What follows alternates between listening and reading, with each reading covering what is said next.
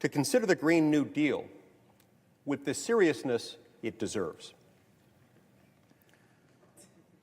This is, of course, a picture of former President Ronald Reagan naturally firing a machine gun while riding on the back of a dinosaur. You'll notice a couple of important features here.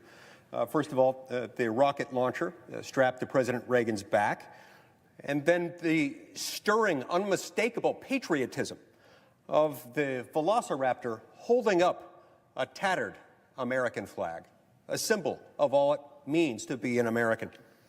Now, critics might quibble with this depiction of the climactic battle of the Cold War, because while awesome, in real life there was no climactic battle.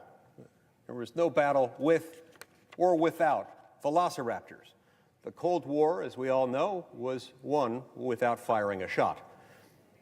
But that quibble actually serves our purposes here today, Mr. President, because this image has as much to do with overcoming communism in the 20th century as the Green New Deal has to do with overcoming climate change in the 21st. The aspirations of the proposal have been called radical. They've been called extreme. But mostly, they're ridiculous. There isn't a single serious idea here, not one. To illustrate, let me highlight two of the most prominent goals produced by the plan's authors. Goal number one, the Green New Deal calls essentially for the elimination of airplanes. Now, this might seem merely ambitious for politicians who represent the densely populated northeastern United States. But how is it supposed to work for our fellow citizens who don't live somewhere between Washington, D.C. and Boston? In a future without air travel, how are we supposed to get around the vast expanses of, say, Alaska during the winter? Well, I'll tell you how. Tauntauns, Mr. President. This is a beloved species of reptomammals, native to the ice planet of Hoth.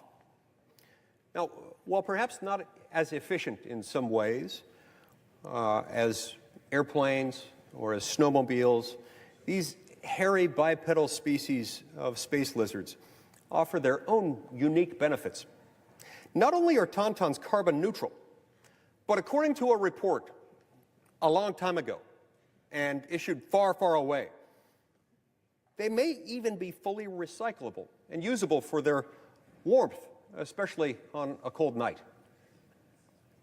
What about Hawaii? Isolated 2,000 miles out into the Pacific Ocean. Under the Green New Deal's effective airplane prohibition, how are people there supposed to get to and from the mainland? And how are they supposed to maintain that significant portion of their economy that's based on tourism? At that distance, swimming would, of course, be out of the question, and jet skis are notorious gas guzzlers.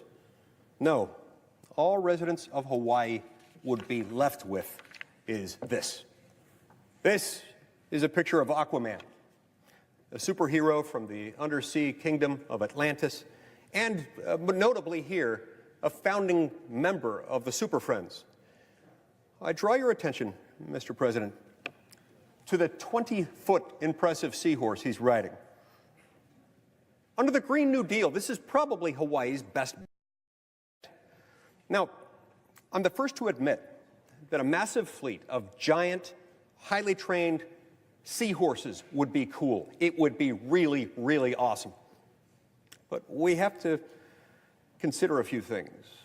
We have no idea about scalability or domestic capacity in this sector. The last thing we want is to ban all airplanes and only then find out that China or Russia may have already established strategic hippocampus programs designed to cut the United States out of the global market. Mr. President, we must not allow and cannot tolerate a giant seahorse gap. Goal number two. The Green New Deal anticipates the elimination of all cows.